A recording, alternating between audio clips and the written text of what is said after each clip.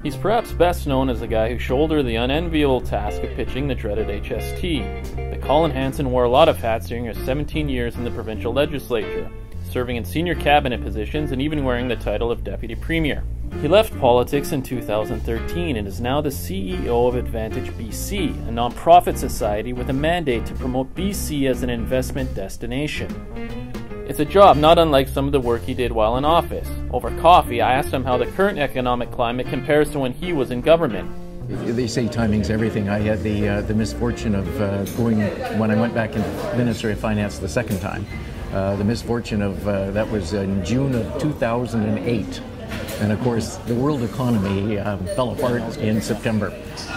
So it was a pretty rough ride for that period of time to, I think, for every finance minister globally. But I think today we're starting to see, people talk about the new normal. It's not back to the same kind of robustness that we saw in the mid-2000s. But I think there's certainly a level of economic confidence, and I think Canada's got a great story to tell, and we need to be out promoting what Canada has to offer the world. You're out of government, but I imagine you're still quite connected to some of your old colleagues, and you're on CBC every now and then. Has the perspective changed now that you're out of government in terms of how you look at things and define them?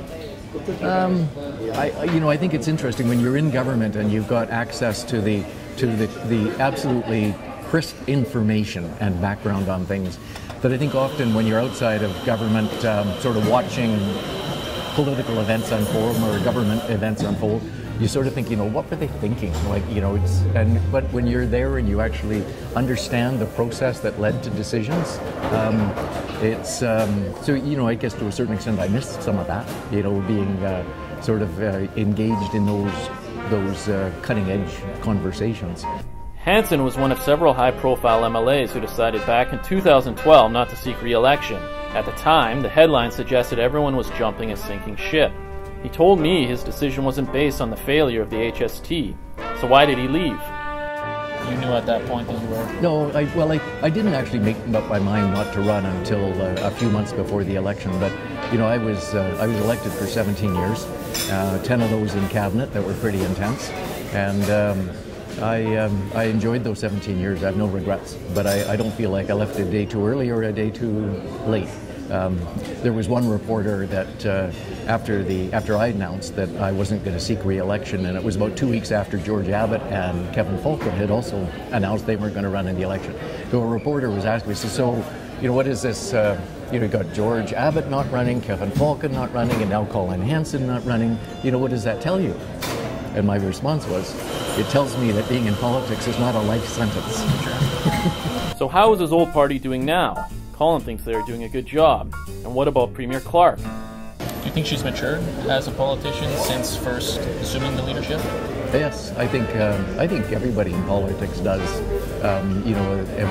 Over time, you get a little wiser and a little bit more able to anticipate how public might react to certain decisions.